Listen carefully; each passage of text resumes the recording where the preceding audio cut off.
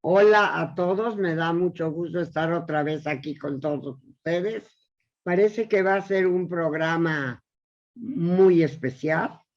Van a participar gente que tiene mucho que platicar con nosotros, pero para que no se me olvide o que no se me acabe el tiempo, quiero nada más que se anoten que el lunes a las 7 de la noche, si no me equivoco, en Diario Judío Bazar, y no sé si por otro medio, van a entrevistar a Ariel Wolfovich de Kojuk en el programa que es muy conocido, que lleva, que se llama Los inmigrantes y sus historias, y va a ser entrevistada Ariel, que nos va a platicar cómo llegó a México, cómo llegó su familia, y créanme que es muy interesante. Es decir, yo ya estaba aquí en México cuando ellos llegaron, y de veras, les recomiendo que se conecten el lunes a las 7 de la noche, lógico, para que vean la entrevista que le van a hacer a Ariel y que oigan todas las historias interesantes que nos va a contar. Veo a Juan Ricardo en la pantalla. Por favor, dile a tu mamá que ya le hice la publicidad y que espero que mucha gente vea la entrevista.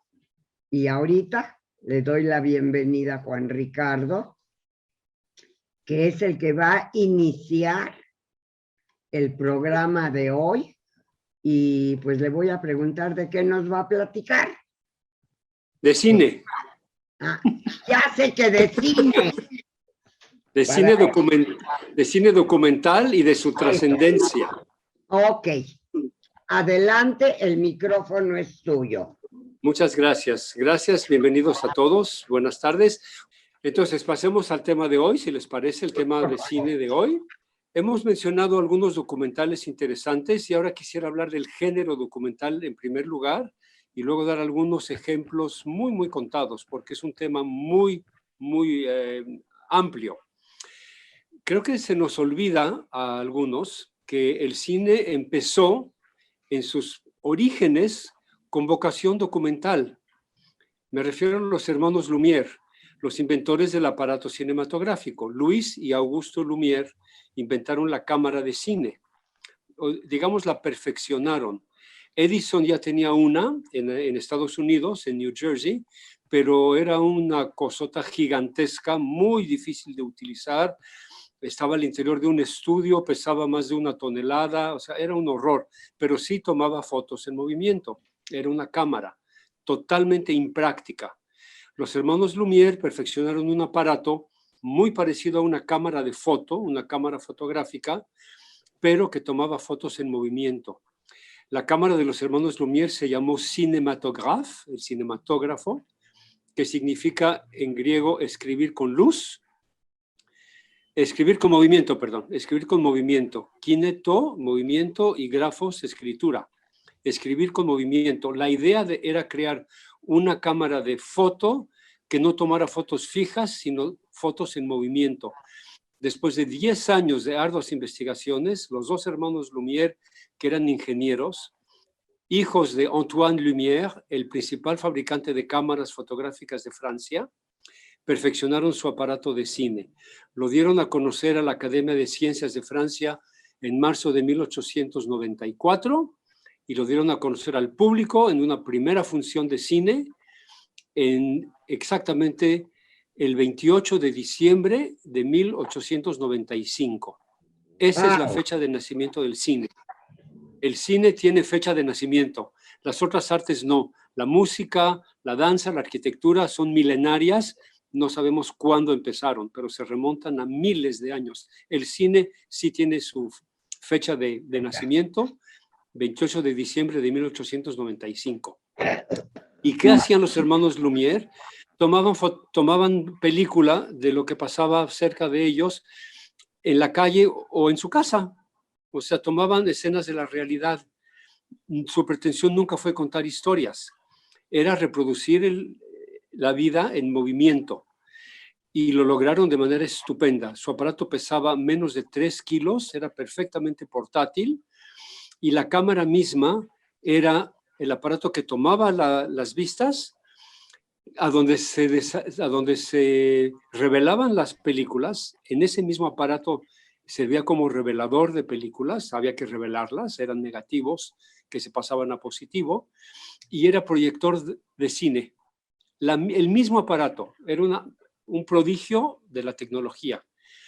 Pero ellos eran ingenieros, no eran artistas. Aunque sus imágenes eran muy bellamente encuadradas y hechas, era gente muy culta, tenían estudios universitarios, conocían las grandes obras de la pintura, hacían composiciones de imágenes muy bellas, pero no filmaban ficción, salvo en rarísimas ocasiones, filmaban la realidad. Entonces, el género documental nace con ellos. Era documentar la vida como ellos la estaban viendo. Y ahora son documentos que tienen más de 100 años y vemos cómo eran las calles en Lyon y en París, cómo eran los automóviles de bomberos, los autobuses jalados por caballos, vemos cómo vestía la gente, vemos que andaban en bicicleta y había bicicletas. O sea, se han vuelto unos documentos maravillosamente importantes que nos dicen cómo era la vida a finales del siglo XIX, porque lo podemos ver sin ningún tipo de filtro. Ahora, sí hicieron de repente unas pequeñas historietas cómicas muy, muy chiquitas, muy poco ambiciosas. La más conocida es El regador regado, que es la historia de un jardinero que está regando un jardín y un niño travieso pisa la manguera para que no pase el agua. El jardinero se pregunta qué pasa, mira su manguera, el niño quita el pie y el regador le llega el agua a la cara. Entonces es un chistecito. No tiene mayor importancia más que es una de las primeras historias contadas en el cine. Lo interesante, y aquí me voy a desviar un poquito del tema de hoy, pero muy rápidamente, es que esa primera función de cine que se dio en París en diciembre de 1895, asistieron 30 personas que pagaron cada una un franco. Un franco era el precio de una cena, de una buena cena en ese entonces, no era barato. Claro. 30 personas asistieron a la primera función de los hermanos Lumière, función pública, y una de esas 30 personas era un mago llamado Georges Méliès, que estuvo maravillado con el invento del cine y decidió utilizarlo en su espectáculo de magia en el teatro. Inventó trucos de cine con la cámara que todavía son realmente inusitados. Y él fue el que empezó a contar historias de ficción, cuentos de hadas, de romance, de aventura. Entonces, muy pronto, en 1898, Georges Méliès empieza a hacer un cine absolutamente de ficción, más que de ficción, de fantasía. Viajes a la luna, viajes al fondo del mar, etc. Entonces me regreso. El cine empieza con los Lumière documentando la realidad. No hablamos de realismo, sino de realidad, la realidad cruda filmada. Eso es el cine documental, o es lo que se le define como tal, ¿no? Un director de cine, un camarógrafo, agarran una cámara y van a filmar un hecho real. Una huelga, un desfile, una coronación, lo que sea. Es como los noticieros que veíamos antes en el cine hace muchos años. El documental entonces, que empezó con una simple captura o grabación de la realidad, pronto adquirió una misión mucho más significativa, mucho más importante, que fue la de documentar hechos históricos. Y no solo documentarlos, sino con un propósito. Por ejemplo, el de denunciar, el de exponer o provocar, o también explicar algo, dar información que le sirva a la gente para entender algo, algún fenómeno que estaba ocurriendo. Entonces el documental no era nada más para decir, miren, son imágenes de la realidad, sino que ya llevaba un propósito, un fin didáctico, digamos.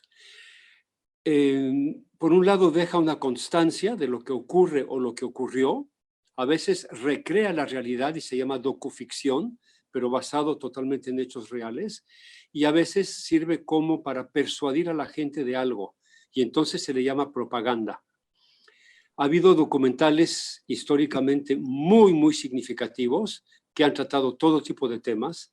Por ejemplo, uno de los padres del cine documental ya con credenciales importantes era el inglés John Grierson, que documentó con su cámara de cine los preparativos que hicieron los londinenses cuando sabían que iban a ser atacados por Hitler, por las bombas rusas, perdón, alemanas. Ahorita está de moda decir ruso. Cuando Hitler ya habían declarado la guerra a Hitler, cuando Churchill decidió que iban a pelear y no seguir las opciones que proponía Chamberlain, eso ya, bueno, no voy a entrar en esa historia.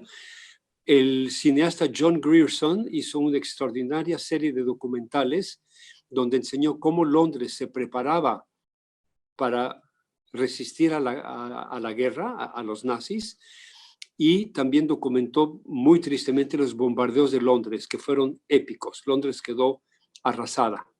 Y todo eso está documentado en unas películas muy bien hechas por John Grierson. Más hacia acá, una vez que ocurrió la terrible Segunda Guerra Mundial y el Holocausto, no hubo pocos documentales que tocaron estos temas fundamentales para la historia y para la humanidad. Con Daniel tuvimos ocasión de mencionar hace 2 o 3 programas un corto francés llamado Noche y Neblina o Noche y Niebla. En esa ocasión yo lo llamé Noche y Tiniebla, me equivoqué. Se llama en francés Nuit et Brouillard, en inglés Night and Fog, y en español Noche y Niebla, del cineasta francés Alain Resnais, hecho en 1956, y que es de una manera lo más discreta, si se puede decir posible, una visita con muy poca narración, las imágenes hablan por sí solas, es una visita al campo de exterminio de Auschwitz. Fueron de las primeras imágenes que vio la población. Claro, cuando los rusos y los americanos entraron a liberar los campos de concentración, hicieron películas. Hay documentos filmados de la liberación de los campos. Son escenas muy, muy, muy duras. Pero esas eran para el ejército y para el gobierno. Poca gente del público veía eso. La película de Alain Resnais, repito, Noche y Neblina, sí fue para exhibición pública y era una visita, se puede decir, una panorámica, entrando a Auschwitz y viendo cómo era, en dónde estaban los prisioneros, se ven los hornos, o sea, es muy fuerte. No enseña nada terrible, no enseña muy, muy pocas imágenes de cadáveres, por ejemplo, pero sí demuestra la desolación, el horror, la tragedia que fue Auschwitz, entre otros campos. Y fue un parteaguas. Se vio que el cine servía también para eso, no solo para entretener. Después de que el cine perdió su vocación, digamos, documental, empezando desde Georges Méliès, el mago que mencioné, el cine se volvió para la gente de entretenimiento. Ahí Walt Disney tiene mucho que ver. La gente va al cine a divertirse, a entretenerse. Y mucha gente dice, yo no quiero ir a ver cosas feas o tristes. Como que bastantes hay en la realidad, ¿no? El cine es para pasar el rato y para no pensar. Pues esa gente tiene derecho de pensar eso, pero otros piensan que igual están equivocados. El cine sirve para pensar, para reflexionar, para dar a conocer. Y quisiera terminar mencionando 3 documentales en particularmente importantes. El primero es La Shoah, hecho por el cineasta francés Claude Lanzmann, que es una serie de entrevistas con sobrevivientes de los campos y con ex-nazis que él encontró y convenció que hablaran frente a su cámara.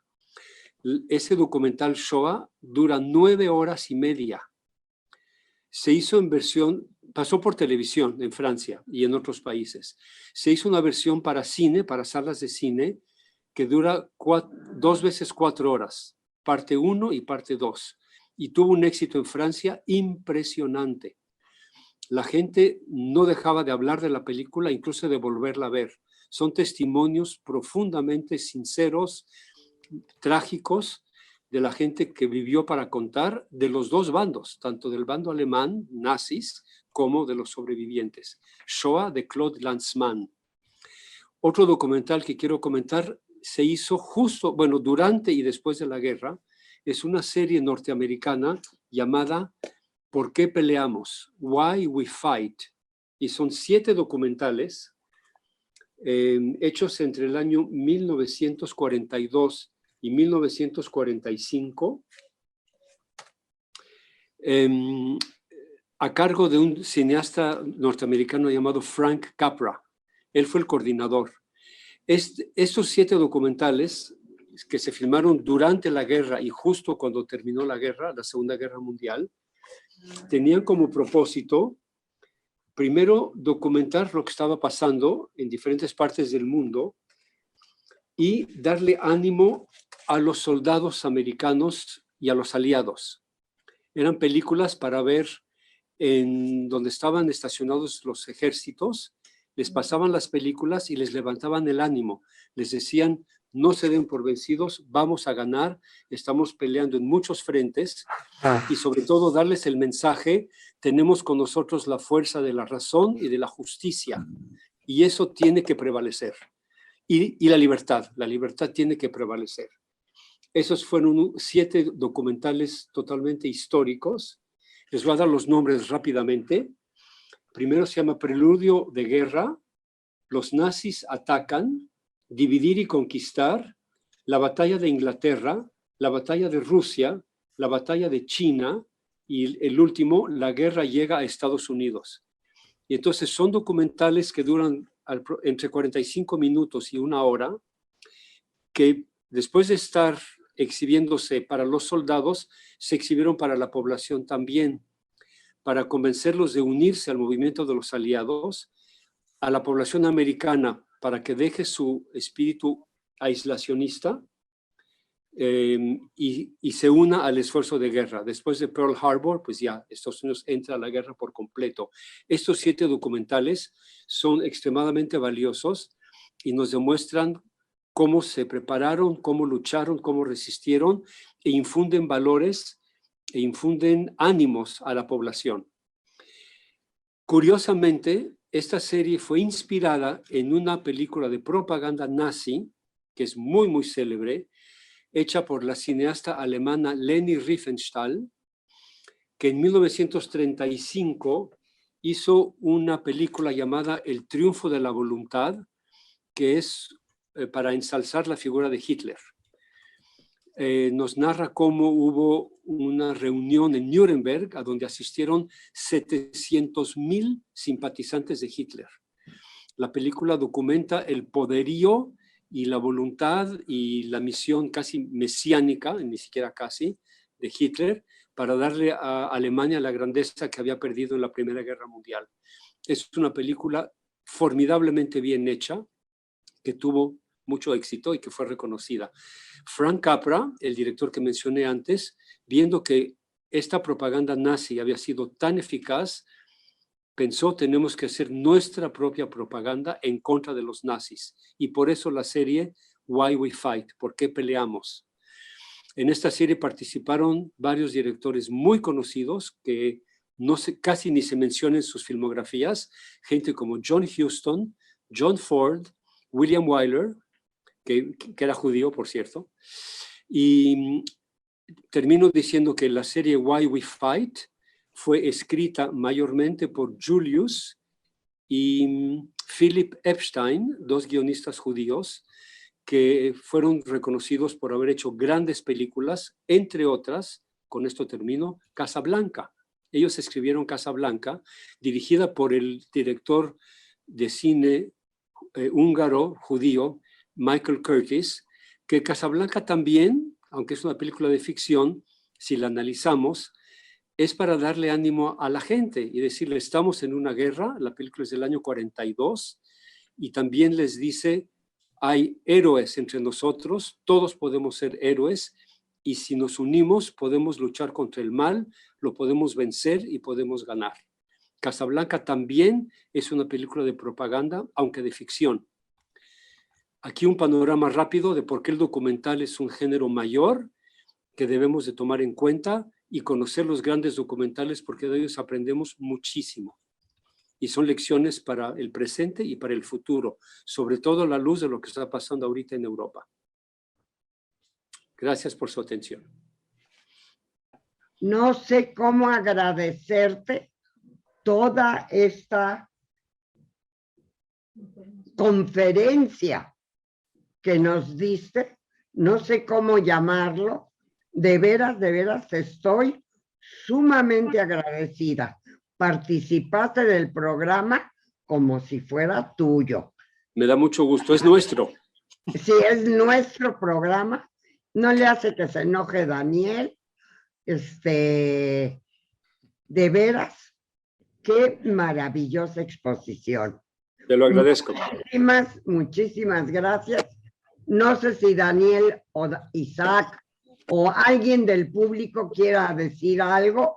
Quiero comentar, está hoy con nosotros, madre, una chica, creo que todavía está, espero, Jennifer, ¿sí? Ella está haciendo un documental bien interesante, ¿sí? Que le estamos ayudando en Diario Judío, justo hablando, entró, qué bueno, ¿sí? Es sobre la historia de una carta de su abuelo y la esperanza de encontrar a su hermana después del Holocausto. Entonces, no sé si quieres decirnos así muy brevemente algo, Jenny, o quieres comentar, ya que estamos hablando de documentales y entre ellos de la Shoah y todo esto. A lo mejor Jenny, que está por ahí, es Jennifer Starpnik, para que sepan, y vamos a tener mucho de esta información en Diario Judío. Pero, Jenny, hola. Aprovechando que estás por acá, ya te agarramos. Ya me agarraste, Isaac. Además es cineasta también.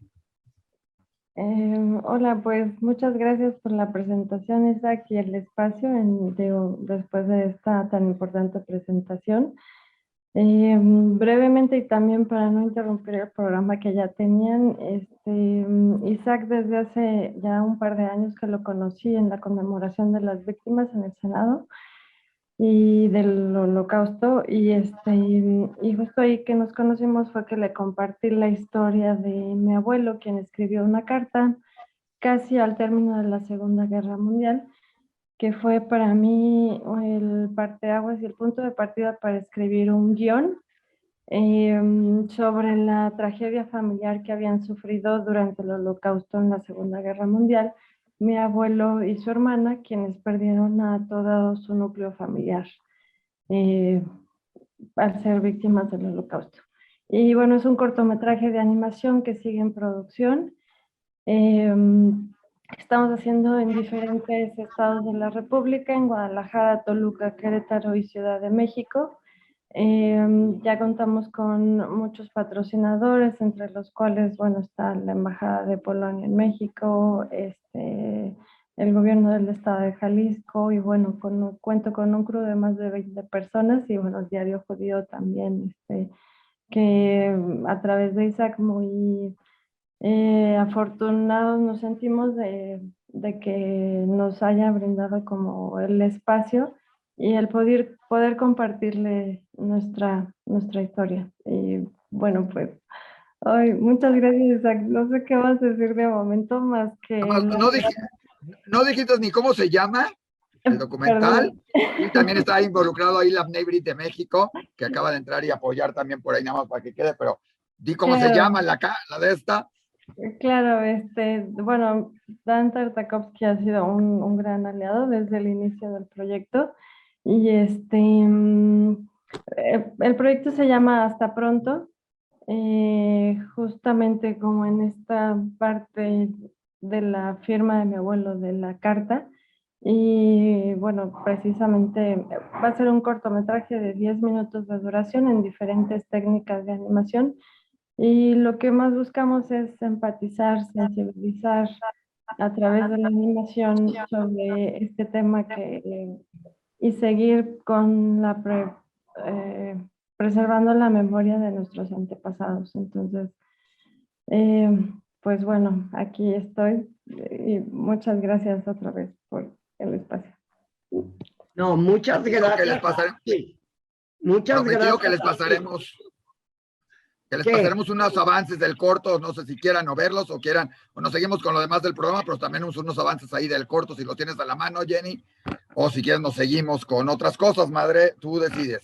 Pues, si puede pasarlo rápidamente, Si quieren, porque queremos hablar todavía de la situación mundial ahora, claro, Ucrania, todo eso. sí, no, ¿Quieres yo creo que pasarlo rápidamente? no, me parece más pertinente hablar sobre lo que es urgente, que es Ucrania, y después tener otro espacio, pero muchas gracias. Ujú. No, muchas gracias por haber participado, por haber estado en el programa. Te prometo que vamos a seguir por este camino. Yo le quiero desear mucho éxito a Jenny y felicidades. Muchas gracias, muchas gracias. Ok. Yo quiero, Daniel, Maya, sí, yo quiero preguntarle a Ricardo que, porque mencionó muchos documentales, pero ¿en dónde se pueden ver? Y si es en las redes o en el cine o cómo, porque nada más las mencionó, pero no sabemos dónde podemos verlas. Gracias, muy pertinente pregunta. Sí, la mayoría de las que mencioné, la serie ¿Por qué peleamos? Y el documental de Leni Ajá. Riefenstahl, están disponibles en YouTube, en diferentes plataformas que tienen películas, pero sé que en YouTube sí se encuentran, sí se consiguen. Why We Fight y el triunfo. ¿Cómo se busca? Porque no las apuntamos son muchas las que mencionaste. Sí, pero componer la serie ¿Por qué peleamos? Why We Fight, ¿por qué peleamos? Juan Ricardo. Wi-Fi. Ok. Ajá. Ahí vienen Juan los Ricardo. 7 documentales. Juan Ricardo, Daniel quiere decirte algo. Toda la Sí, lista Daniel. de documentales van a aparecer en la memoria de este programa. ¿A la memoria? Excelente. En la Excelente, memoria del muy bien. programa, en la grabación del programa van a aparecer todo lo que mencionaste y van a ver los links al lugar en el que lo pueden ver. Ok. Está bien. Maravilloso. Siempre el punto de Maravilloso. referencia es la memoria del programa, de todo lo que se habla en el programa. Ajá. Estupendo. Gracias. Ok. Seguimos adelante con el programa. Daniel, yo quiero darte ahorita la palabra a ti, que nos hagas un resumen de otra vez de la situación entre Ucrania y Rusia, dada la entrevista tan maravillosa que te hicieron. ¿Podrías, por favor, hablar de eso? Bueno, Ya nos déjame vamos. bajar de la nube primero de lo maravilloso a lo real. Para bajar a la realidad que Déjame, tenemos vamos a aquí en aterrizar el en la mundo. realidad. Primero, el tema de la próxima semana se celebra Purim. Sí, Purim es una fiesta en la que no, conmemora. es el día 15. Ajá. Entonces podemos hablar la semana en el Entonces, programa. Purim es una fiesta en la que se conmemora el intento de asesinato de los judíos en Irán hace En 2000 y pico de años. Hoy Irán. En ese mismo tono podemos incluir a Purim en lo que fue el Holocausto, una cuestión similar que terminó diferente, pero sobre todo podemos aterrizar Purim en Ucrania, donde 2 veces ha habido intentos prácticamente de borrar a la comunidad. Los 2 podemos llamarles casi exitosos, porque en el primero desapareció el 80% de la comunidad, que fue en 1650, y en el segundo desapareció el 90% de la comunidad, que fue hace 70 años. Aquí tengo yo una película, si Janet nos la puede presentar, por favor. Tengo una película de Purim en Odessa, para que vean ustedes cómo se celebraba Purim en Odessa antes de la guerra. La canción que estamos oyendo es Adiós, Odessa.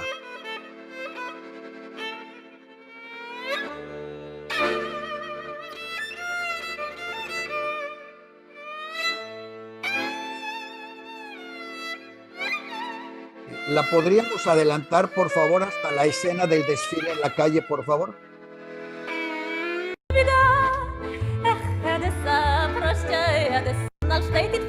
Ahí. Es gehen mit die Krellen, das scheinige Mamsellen. In die Traktieren trinkt man sich dort Schal. Die Appen von Robben, wo es geht ins Frontove. Die Watzelig verdreht und die Schubschicken am Bock. Klebend fast und trinkt man, liedlich dort singt man. In die Gassen tanzt man, Ruski Kasachal.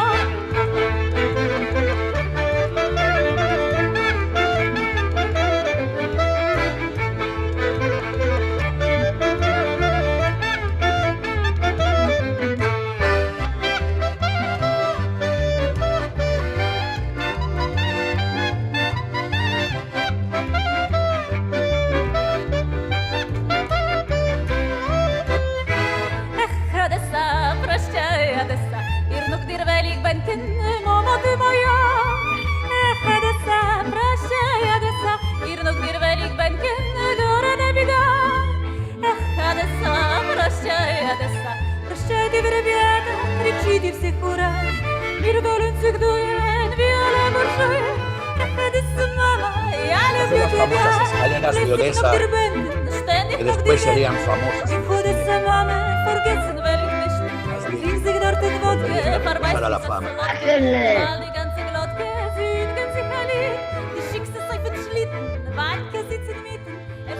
Bien, estas escenas, estas escaleras son las famosas escaleras de Odessa, vueltas famosas también en el cine documental y en el cine ruso judío de la Revolución.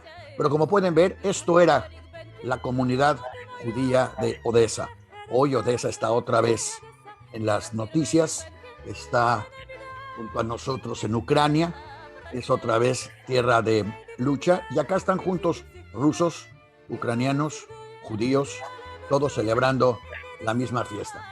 Ahora, vamos a ver cómo de esto nos pasamos. Me mandaron un video chusco realmente, pero muy claro de lo que está pasando en Ucrania.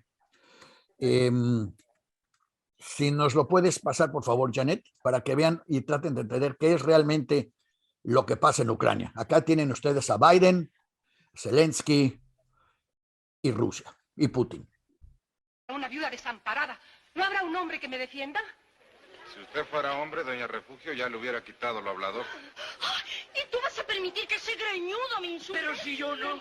Si lo que usted busca es un hombre, aquí está el mío. Échatelo, Fortino. ¿No tiene por ahí algo más sólido? Porque con este no tengo ni para el arranque. No, vean las banderas. Va a poner muy sabroso, porque un hombre donde quiera que esté es un hombre. Y si aquí don Fortino está mal desenrollado, tampoco lo va a usted a ningunear, pelado peludo. ¿Quién dijo eso? Eso lo digo yo, por cuenta de don Fortino. Bueno, pues, usted aguante que aquí estoy yo. póngase en guardia que le voy a partir la cara. Me gustaría verlo. Calma, don Fortino, calma, no pierda la sangre fría. ¿Con esa tiene o quiere otra? Eso se dice muy fácil. Se dice y se hace. Ahora, don Fortino. Ay, pobre. Fortino, no te dejes. Usted no se meta, señora, que ahora es cosa de hombres. Vamos por el desquite, don Fortino, porque esto no puede quedarse así. ¿Sería usted tan machito de volverle a pegar en mi presencia? Nomás suéltemelo. Ahí lo tiene. Calma, nada de violencias, porque nada ganamos. Y ahora lléveselo antes de que la desmariden por completo. Le está bien empleado para que se le quite lo tenorio. Y los retos son. Vamos para una viuda desamparada. No habrá... Como pueden ver, ahí tienen ustedes a Putin con Biden, con Zelensky luchando duramente por sus principios. Y así Biden empuja a Ucrania y dice que no te dejes de Putin, y se los avienta otra vez. Como ya dijimos varias veces en estos programas, realmente la lucha en Ucrania es entre Biden y Putin, es entre Trump y Biden. Y el pobre Zelensky es el intermediario, como el chaparrito que recibe las consecuencias simplemente de estar en el lugar equivocado, en el momento equivocado.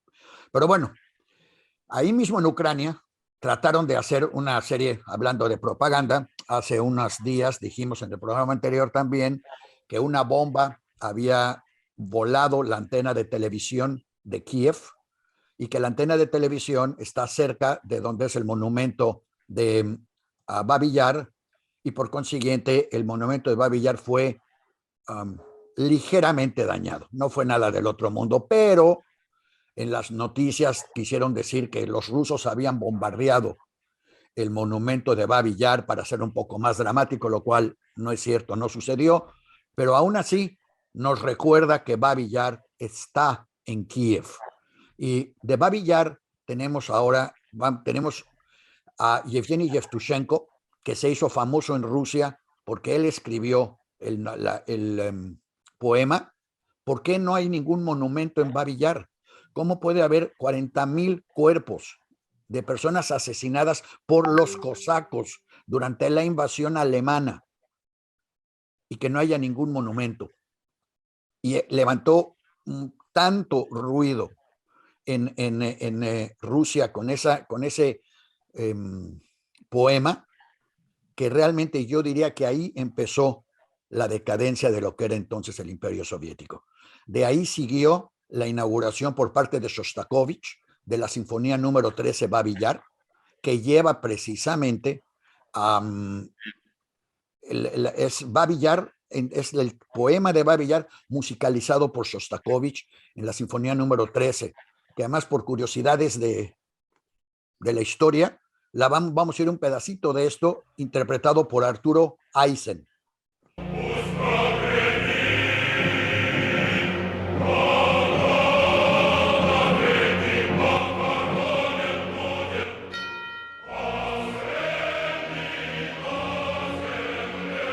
La imagen es parte del monumento de Babi Yar.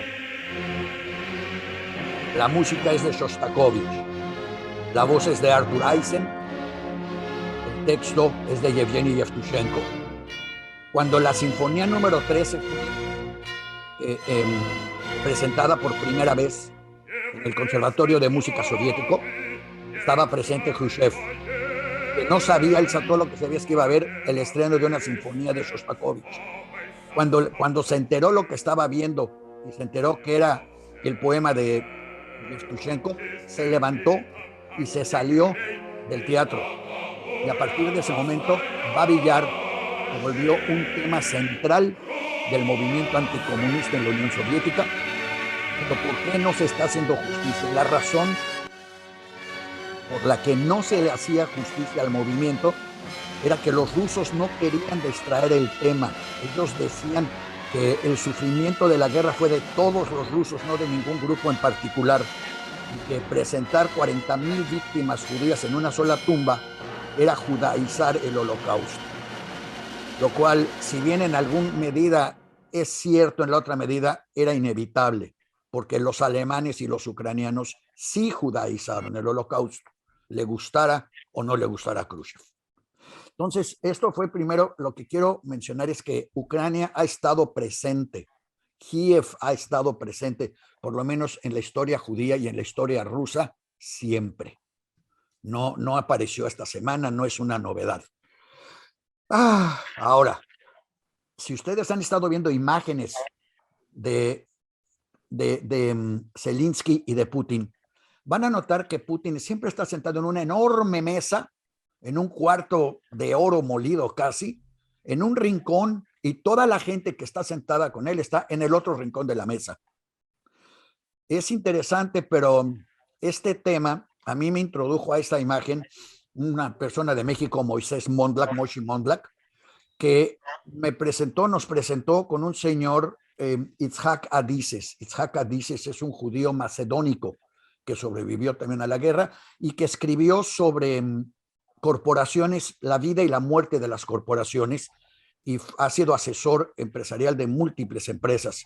Y él lo primero que decía siempre es, si quieres saber si una empresa está a punto de morir, entra a su sala de juntas. Si su sala de juntas es magnífica, grandota, tiene muchas sillas y la cabecera está ocupada por el director general de la empresa, esa empresa o se renueva o se muere.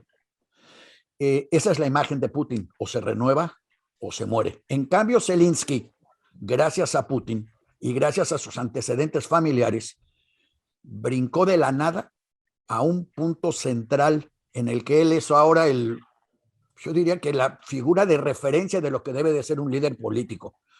Ojalá todos, no solo en México, sino en todos lados, leyéramos un poco de cómo subir, cómo elevarse a las alturas de las necesidades de un momento y de un pueblo de lo que ha hecho Zelensky. Recordemos, por favor, que Putin empezó esta guerra partiendo de la base de que ella está luchando contra un cómico de televisión sin mayor trascendencia. Biden empezó esto igualito que el corto. Dile, Zelensky, dile que a ver si es cierto que se atreve a pelear, que te golpee, y si te golpea, yo te doy un avión y te traigo a Estados Unidos. Y Zelensky contestó, yo no quiero tu avión, quiero las armas. Y entonces Biden se echó para atrás y ya no le dio el avión, pero tampoco le dio las armas. Estamos viendo la entrada de España. No estamos viendo nada nuevo. Europa está comportándose exactamente igual que con España, nada más que están tratando de echarle todo el paquete propagandístico a Rusia. Hace un momento me pasaron unas imágenes que llegaron de Rusia, donde enseñan que la gente en Rusia lo único que ve son los documentales presentados por Putin. O sea, para ellos no saben que se invadió Ucrania. Básicamente, el público ruso todavía no se entera en su mayoría que Ucrania está invadido, que hay un ejército que se está moviendo, que se está acomodando, pero no que han invadido y mucho menos que han tomado ciudades ni nada. El público en Estados Unidos está viendo el otro lado de la moneda, porque en eso tiene razón Manuel Andrés. Le bloquearon todas las entradas de noticias a los rusos y entonces el público de Estados Unidos lo único que sabe es que el monstruo de Putin está muy enojado porque los norteamericanos no respetaron el acuerdo de dejar a Ucrania neutral. Pero eso no lo dicen. Solo dicen, vean cómo entra a destruir a este pobre pueblo. Y claro, las imágenes de los noticieros americanos siempre es un niño llorando, siempre es una señora llorando, todo es llorando, pero no pasa ninguna otra imagen de otras cosas. Entonces, dejando claro los lados y el movimiento propagandístico que se está haciendo alrededor de esto, recordamos que en las últimas elecciones de Estados Unidos fue Putin quien apoyó a Trump. Las elecciones de Estados Unidos acaban de empezar antier y con esto están tratando de neutralizar que esta vez los rusos no intervengan en el proceso electoral americano. Hace 3 días o 4 días Trump dijo que Putin era un gran estratega y que lo quería mucho. Van a usarlo como loco contra ellos. Si logran hacer de Putin el diablo completo, van a poder relacionarlo con Trump como el amigo del diablo. Todo esto es propaganda básica que desgraciadamente, como vimos en el corte, pues el que está recibiendo las bofetadas son los ucranianos. Por eso me gustó tanto el corte, porque no lo podían haber hecho más a la medida. Ahora, eso no quiere decir que no se le haya salido el problema. Realmente Zelensky le sacó a Putin el problema, como dirían en México, el problema del huacal, porque Putin esperaba a estas alturas, ya era dueño de Ucrania y Zelensky ya se había escondido, el cómico había cambiado de canal, ya se había ido con Biden. Si todo hubiera salido de acuerdo al guión original, Zelensky estaría ahorita en Nueva York diciendo que bueno, pues ya a ver qué hace, sería el gobierno de la oposición. Pero no, mientras Putin se encerró en su cuarto de juntas, en la orilla de la mesa grandotota, Zelensky se quitó el traje y se puso una camiseta militar y salió a la calle. Y desde la calle empezó a grabar con la gente documentales sobre la resistencia y la necesidad de detener a los rusos, lo cual los rusos no esperaban. Todos los ataques iniciales a Ucrania fueron totalmente quirúrgicos. Incluso hoy los norteamericanos están tratando de destacar que se atacó una planta nuclear. No es cierto. Se atacó un edificio que estaba junto a una planta nuclear solo para dejar el punto de que podrían volar una planta nuclear. No solo no la volaron, sino que además de que ya la ocuparon, le pidieron a los trabajadores ucranianos que entraran a mantener la planta nuclear. Ni los rusos, ni los americanos, ningún europeo quiere una guerra nuclear. Esto es una guerra de posiciones electorales para todos los lados. Ahora, gracias a Putin y gracias a Zelensky, se logró algo que no se había logrado en mucho tiempo. Si ustedes recuerdan, cuando Trump era presidente, Trump fue específicamente a Europa a agredir a los miembros de la OTAN, a decirles que eran unos marros que no quieren pagar, que no merecen nada y que él no tiene por qué mandar tropas para defender a paisuchos como Lituania, Letonia, Estonia y todos los demás. Lo cual yo no sé si se valga o no, pero a lo mejor tiene razón porque son todos gobiernos de extrema derecha. Pero el caso es que Trump estaba desarmando la OTAN. No había un común denominador y gracias a Putin ahora la OTAN está más unida que nunca antes y más empoderada que nunca antes. Él también, gracias a Putin, se restableció la Unión Europea, que hace apenas unos meses parecía que estaba en quiebra total. Hungría, Checoslovaquia, Polonia, todos se querían salir o estaban a punto de salirse, no le hacen caso a la Comunidad Europea, no respetan su constitución, y ahora de pronto la Comunidad Europea vuelve a ser el centro gracias a Putin. Lo más grave de todo es que gracias a Putin, Alemania logró romper con un tabú que existía de la no creación de fuerzas militares alemanas. Ahora, Alemania desde antier ya está creando su propio ejército porque ya decidió que nadie puede defender a Europa más que los alemanes. Y con eso está recreando un ejército que jamás ha servido para nada más que para llevar destrucción a todo el continente. Pero ahora bajo la cobertura de que se van a defender de Polonia, no sé de quién se van a defender, porque si Rusia de veras decide atacar a Alemania, va a ser con bombas nucleares, no va a ser con 10 soldaditos, ni con un tráiler, ni con un montón de jeeps, con soldados que no quieren ir a matar, sino que nada más quieren ir a ocupar y cambiar el gobierno.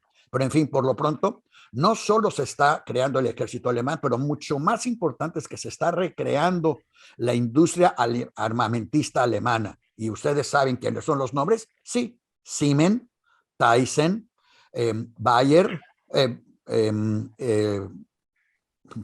Volkswagen, Mercedes, BMW, todos los mismos. Está Mengele e hijos. Es que ustedes deben saber, Mengele e hijos tiene los copyrights para hornos crematorios. Todos ellos ya están otra vez siendo parte de la industria armamentista alemana, que tiene garantizado que el 2% de todo lo que produzca Alemania va a ser utilizado para crear armas en Alemania y en Estados Unidos. Para quien le quede alguna duda, en la última semana Alemania ofreció mandarle a Ucrania 45 aviones de guerra. Lo que nunca dijo es en qué aeropuerto va a bajar si no hay aeropuertos, en dónde les van a poner gasolina si no hay gasolina, quién les va a dar mantenimiento. Pero lo que sí dijeron fue que con esos 45 aviones ellos ya están apoyando a Ucrania.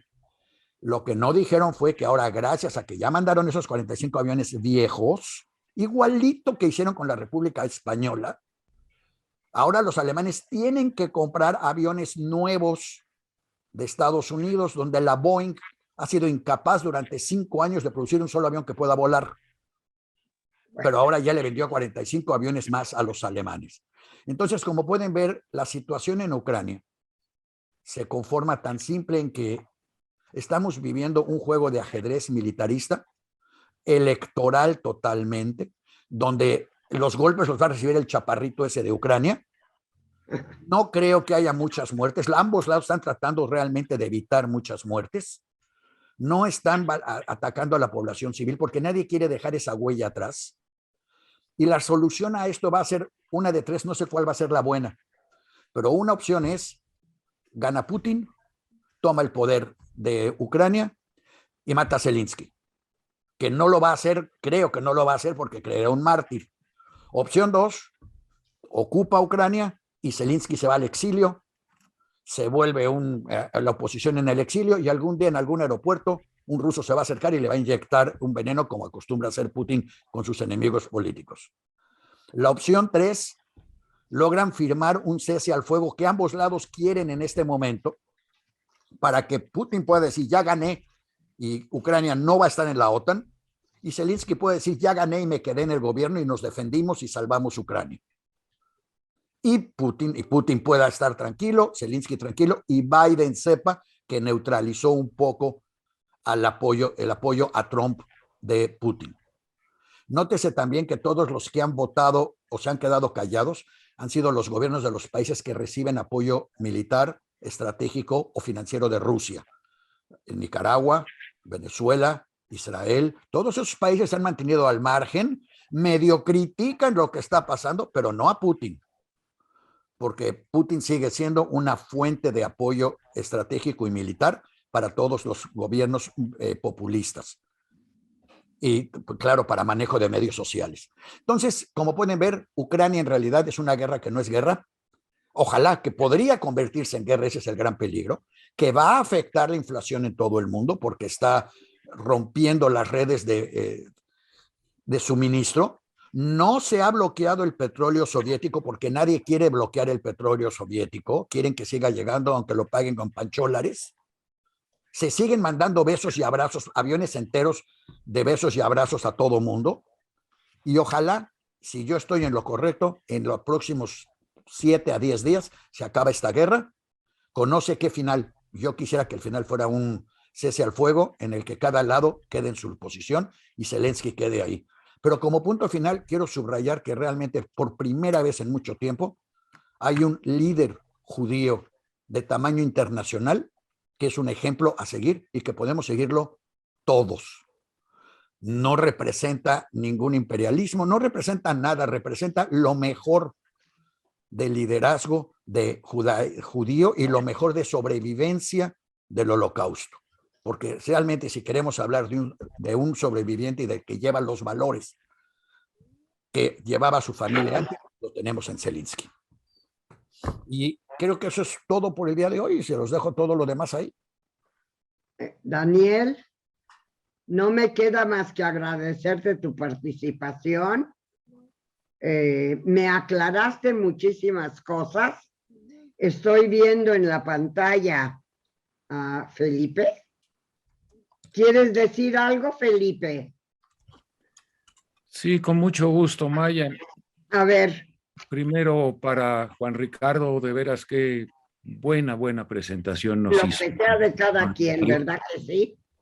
Y Daniel, qué buen punto de vista, porque si tú hablas con la mayoría de las personas aquí que estamos influenciados por la propaganda norteamericana, evidentemente, lo que dices es totalmente correcto. Tratan de totalmente denigrar la figura de Putin. Ahora, Putin no es una figura simpática, es un dictador. Totalmente. Y eso hay que defenderlo. No quisiéramos defender para nada a Putin, pero desde el punto de vista geopolítico, digamos que Rusia tiene razón. Que se maneje por Putin o que se maneje por un gobierno democrático o todo, para un país no es permisible tener a su frontera a un pequeño país armado con misiles dirigidos hacia ellos, manejados por un tercero. No va. Además, Ucrania tiene unas raíces rusas tremendas, entonces, pero no me quiero meter en eso. Yo quisiera nada más, Daniel, añadirte una cosa que ahorita tocaste nada más de refilón, y es la inflación. Es que esta situación de Biden, donde yo considero que Biden sí nos está empujando a un problema muy gacho, es que al empujar a los europeos, unirlos, que eso estuvo muy bien, los unió, pero el fin para el que los unió no me gusta nada, porque la inflación que tiene en Estados Unidos y que se va a llevar al mundo entero es también lo que llaman en Estados Unidos la stagflation, es decir, cuando viene el estancamiento político, que es el estancamiento económico, que es la peor medicina para cualquier economía, que por un lado haya inflación y por otro lado estancamiento. Generalmente cuando hay inflación los negocios van tremendamente bien y cuando se juntan las dos, pues la consecuencia es bastante desagradable. Estados Unidos estaba por entrar en un problema de inflación y estancamiento. La inflación no la van a poder evitar, pero el estancamiento sí. Y qué mejor que una guerra para evitar un estancamiento. Sin embargo, la parte que ellos han utilizado de quitar el sistema SWIFT de parte a Rusia, me gustaría mucho tu comentario, Daniel, porque yo creo que lo han hecho en una forma que aparentemente es muy ruda, pero es muy blanda, porque resulta que los dos bancos a los que se los han quitado, que son el 80% de la economía rusa, no impide que los rusos puedan en el otro por ciento, haz de cuenta, les quitaron Bancomer y Banamex, pero ellos pueden seguir mandando todo el dinero que quieran por Banorte y Santander, por un lado. Por otro lado, en Europa no han quitado esas restricciones de los SWIFT. ¿Por qué? Porque Alemania le tiene que pagar de alguna manera el gas que recibe de Rusia. Entonces lo siguen pagando esos dos bancos en la misma forma. Así que también es un efecto más propagandístico que real. A la economía rusa no le van a hacer nada. La economía rusa está desde 2019, junto con los chinos, tratando de salirse desesperadamente del sistema SWIFT. Y han establecido 2 sistemas paralelos que curiosamente el sistema ruso es mejor, está más sofisticado desde el punto de vista algorítmico, está mejor.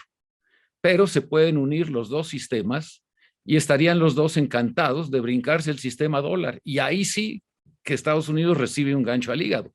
Eso sí me parece muy peligroso. Lo cual... Creo que Biden está metiendo en un problema enorme a Estados Unidos a la larga. Yo creo que esto ya venía. Lo único que esto está haciendo es consolidar lo que ya existía. Tu punto es totalmente cierto, porque yo no mencioné lo que está pasando. Y del otro lado lo que está pasando es la consolidación de la unión ruso-china, donde los chinos están en contra, ya dijeron que no les gusta mucho la idea de la invasión de Ucrania. No les gusta mucho, pero un poco sí, porque ellos tienen Taiwán en la mira. Les encanta, ¿cómo no les gusta? Pero en público dijeron que no. Bueno, pero que los rusos tienen derecho a hacerlo, como se están curando en salud.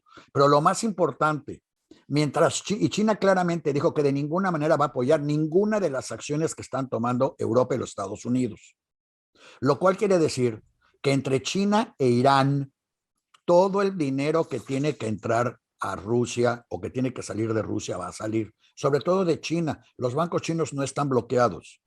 El SWIFT americano, sí es cierto, si yo quiero mandarle ahorita un giro a Nikolai Gorubetsky en Moscú, no puedo.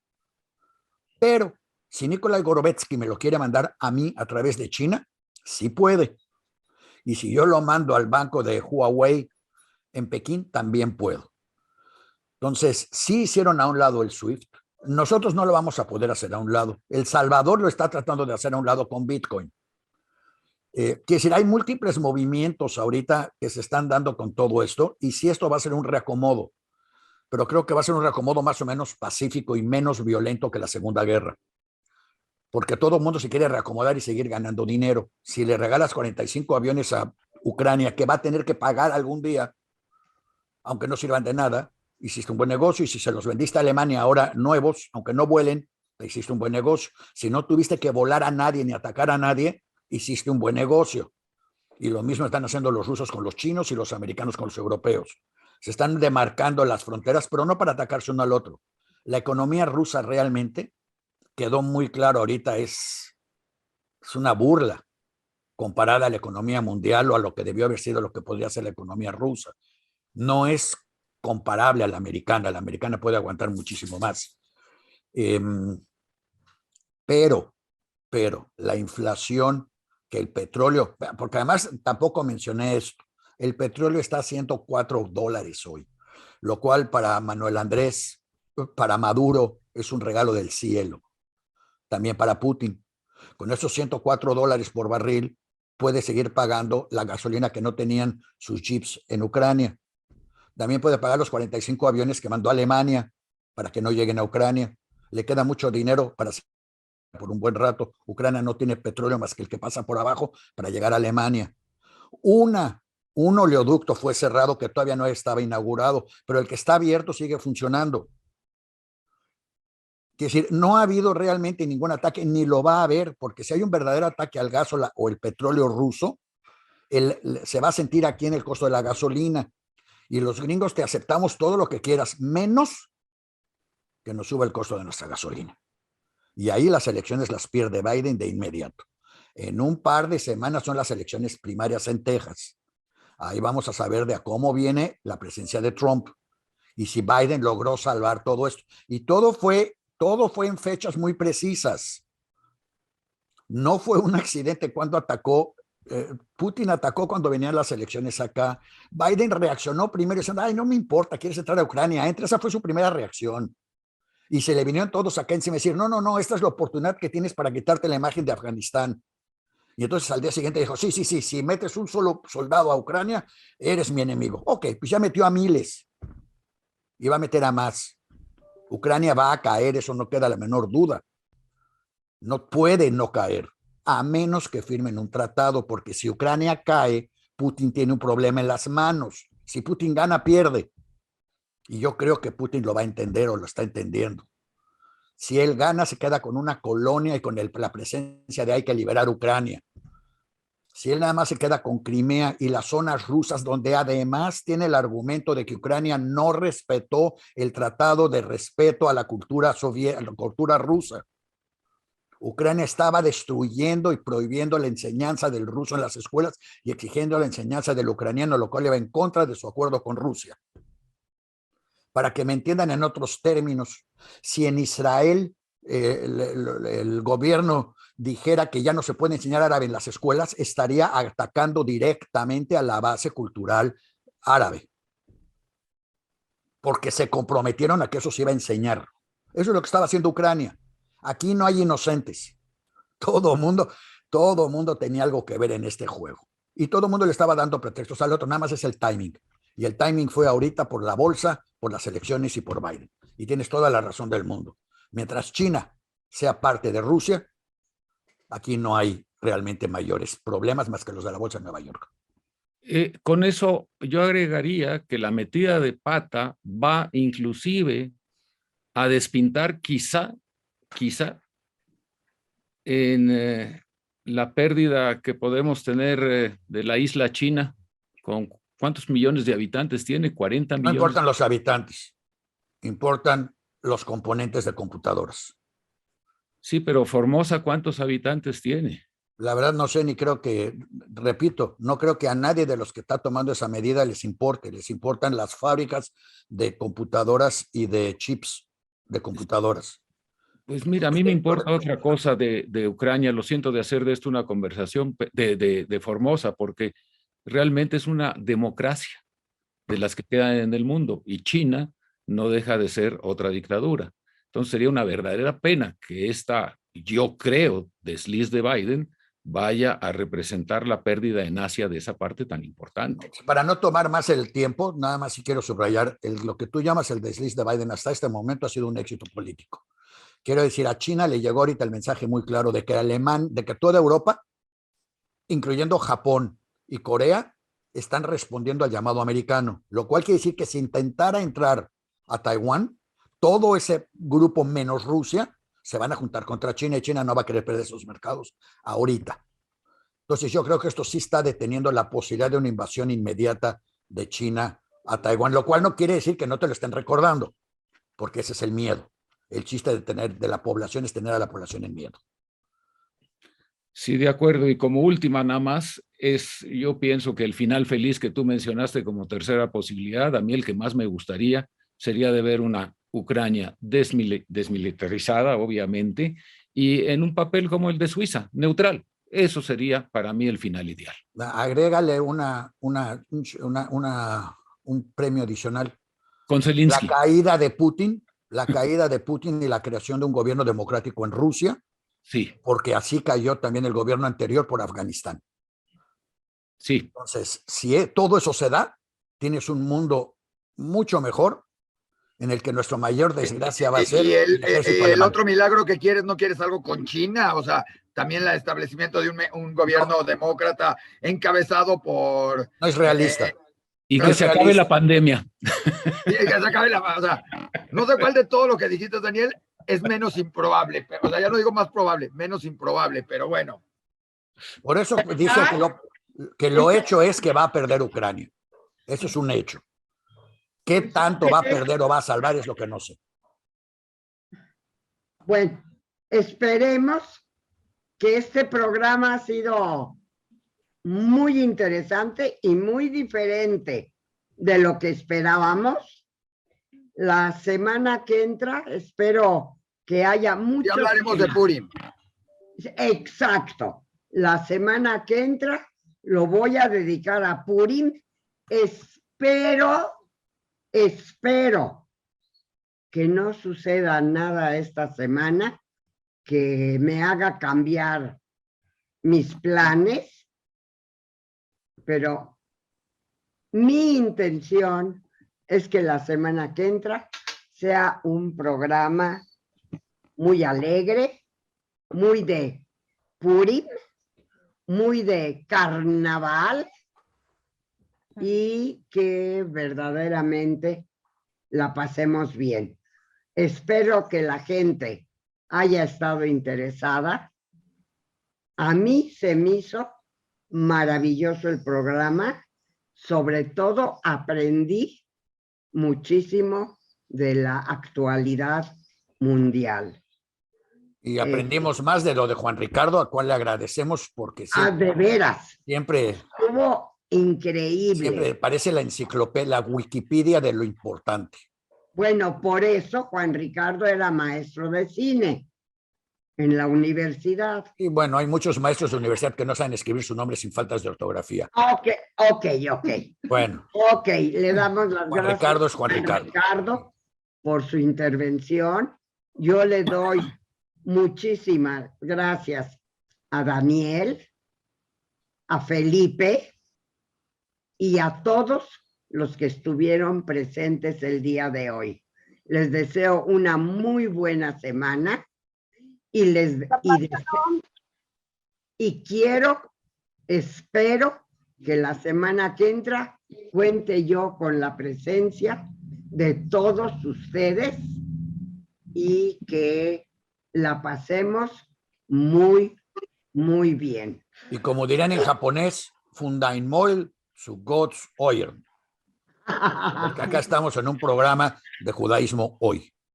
Sí, Fundainmoil in Gods Oyer. De tu boca a los oídos de Dios. ¿Alguien quiere hacer un comentario antes de despedirnos? Agut Chávez. Agut Chávez. Gracias, Filip. Muy buen Chávez y muy buena semana.